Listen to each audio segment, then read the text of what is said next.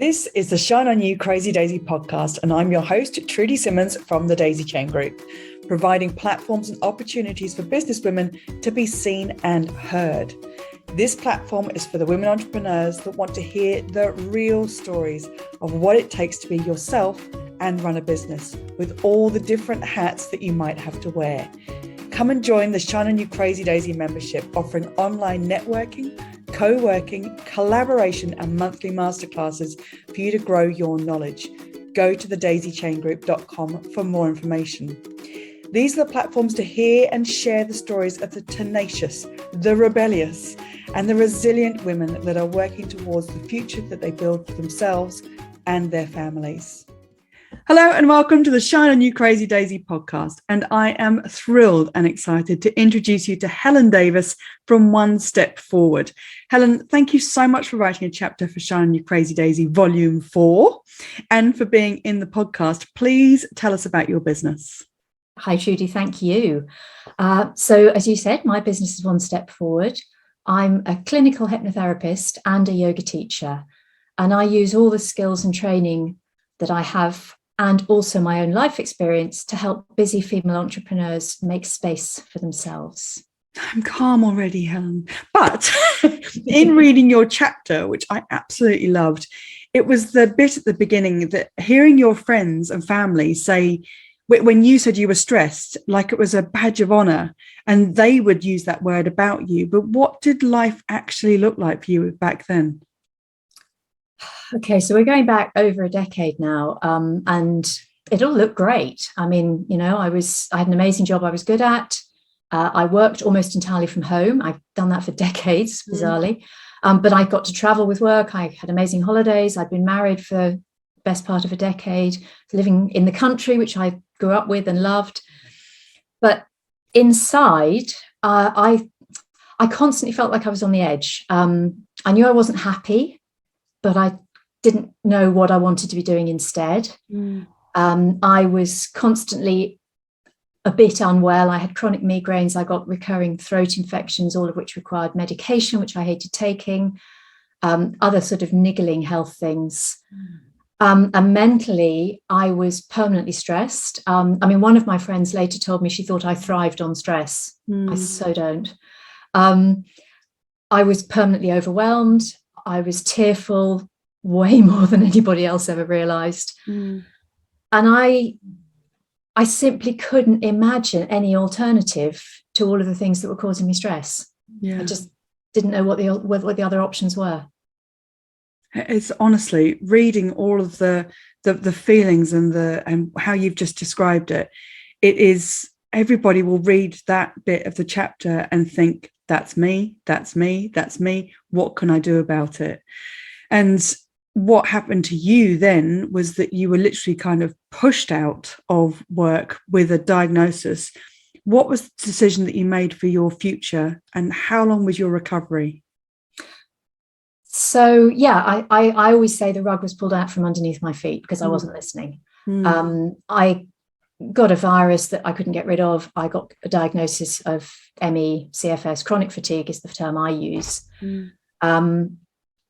And this question's really interesting, this one about decision, because I don't feel I ever made any specific decisions. I absolutely felt like I had no choice but to do the things that I was doing, not because I was forced into it, because it became clear it was the only option. First, it was, so rather than decisions, it was a gradual dawning realizations, one after the other. The first one was that I wasn't going to be going back to work anytime soon. But then the next one was that actually going back to that kind of work in that context was just not an option in itself. And then I began to realize that actually I had no interest in the job I'd been doing for 20 years, but people told me I was good at it, so I kept doing it. And kind of alongside all of that was the dawning acceptance of the fact that my marriage had run its course, which was tied in with me realizing finally where I was going, what I wanted to do. And then as I embraced the two things that helped me recover, which were hypnotherapy and yoga, this slow, mindful approach to yoga, I realized that I wanted to learn more about them. And that in turn became wanting to help others by passing them on. And so it was this gradual process. I say in the chapter, I never sat down and thought, right, I'm going to start a business. Yeah. It just happened. And the recovery, so the first 18 months, I didn't work at all. I absolutely couldn't. The next year, 2.5 years, I gradually built up from an hour or two a week to a 3-day week with my old company, a really low-level job compared to what I've been doing. And then I did that for 6 months and was signed off sick again. And that was the final point when I realized, I can't do that in order to fund this. I have to leave it. Yeah. I was very lucky. I managed to get a redundancy package and I launched my business. So that was 5 years after I got ill. And that's 5 years ago now. Wow. And I still work a lot less than a lot of the women I see who are working so hard on their businesses. I still have to pace myself. But what I've realized, and I think this is so important, I don't believe that I have to pace myself because I had chronic fatigue. I believe I had chronic fatigue because I didn't know that I had to pace myself. Wow, that's really brilliant. Okay. Yes. Yes. And that's why what I want to do is catch people before they end up there. I don't want anyone else to have to hit the rock bottom that I hit if I can help them find ways of learning to pace themselves before that happens. It's that feeling you talk about in the chapter as well of losing yourself in that process of the working, but in the process of the recovery, it wasn't that you then found yourself. You lost yourself so far that you had to rebuild every part of you to come out of that. And it's even more than that because I'd never known who I was.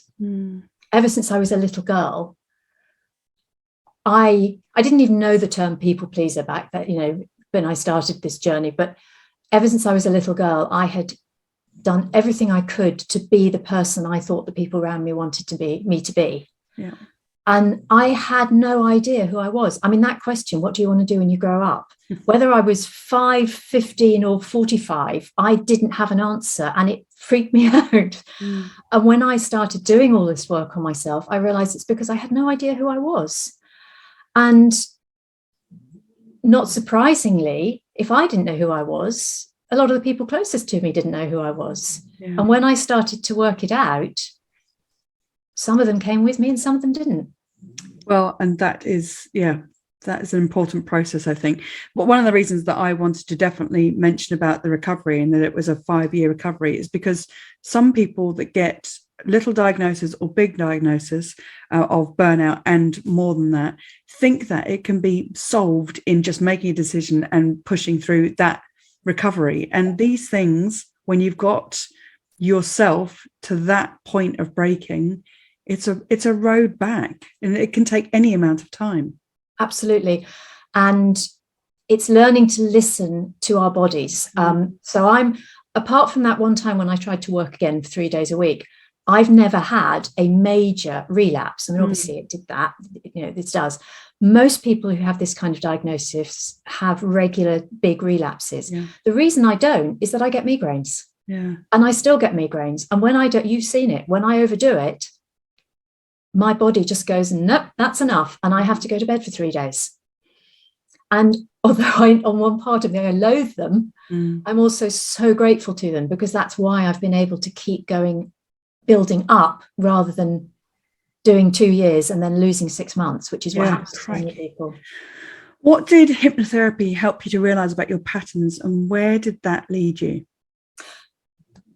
Well, the main thing, as I say, the first thing was this understanding of what it is to be a people pleaser and that's what I'd done and that's not how you have to live your life. And that it's okay to want things yourself and it's okay to disappoint other people and all that stuff.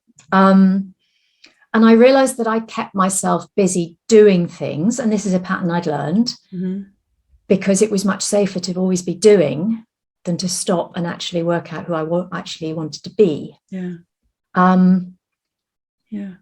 And what I realized eventually was that when I allowed myself to be still, which is really frightening when you've never done it, everything was better. Even the stuff that wasn't great was more manageable. And that's this concept of making space. And it can be really frightening if you never let yourself stop. The idea of stopping and letting all those thoughts in is really scary. It's a phenomenal conversation that needs to become much bigger for everybody to be able to hear it. That making space is so important. If there was one lesson that you've learned that you want other entrepreneurs to know, what would it be? Well, it's making space. And it's not just entrepreneurs, it's anybody. But it is particularly important when you work on your own, because I'm sure I'm not the only one that would take a phone call or deal with an email and go off and have a sob on my bed and come back. And because I was working from home alone, nobody else knew about it. Yeah. There was no one to think, you're looking a bit upset when you come out of the ladies. So making space is essential. And everything I do comes, the hypnotherapy, the yoga, for me, they're the same thing. They come from different places. They help us make space physically, which we do by moving and by breathing in an aware manner. Yes. Thank you. They help us make space mentally, which is giving our minds permission to be still, even if it's just for a few seconds. And then emotionally, making space for me is about learning to be with the feelings that come up, even when they're not easy. And for me, I could not have done that without a trained therapist working with me. And so all of those things together help us to reconnect body, mind, and spirit. And as my yoga teacher told me years ago in a phrase that went straight into my heart and is now, as you know, a defining message of my work, making space matters, because where there's space, there's healing. So it's making that space that allows us to start the process of healing. Yeah. God, I feel so relaxed. I really do. I can listen to you forever. What's your favourite business book? So the book it's a relatively recent one. In the last year or so, I read it, and it's brought together. It's like when I read it, it was like finding an old friend. It's got all of the scientific research that I haven't now had to do. It's a book called Rest. And it's by an author, and I'm going to double check his name because it's not an easy one to remember. It's Alex Soo-Young Kim Pang. But if you Google Alex and Kim and Rest, it'll come up. And the subtitle of the book is Why You Get More Done When You Work Less. It's the science behind why resting is important. It's all different sorts of rest. It's masses and masses of historical examples about people who we know were geniuses, who spent 4 hours a day working and the rest of it walking through the hills and climbing rocks and all the rest of it. It's an amazing book. It's very readable as well. Fantastic. Helen, thank you so much for being vulnerable and open in the chapter and for getting your story out there. You're going to influence and affect a lot of people's lives that are able to read this book. Thank you for being in volume 4 of Shine You Crazy Daisy and for being involved in the podcast. Thank you for giving me the opportunity, Trudy. Thank you for watching. If you like what you saw, please like the video and click the subscribe button for this channel for more inspiration. If you're a businesswoman looking for that community that will support you and lift you up, come and join the Shine On You Crazy Daisy membership, offering online networking, co-working, collaboration and monthly masterclasses to grow your knowledge. Go to thedaisychaingroup.com for more information. And for even more inspiration, please go to the link under the video and get your copy of the Shine On You Crazy Daisy series of books with inspirational and motivating stories from businesswomen around the world.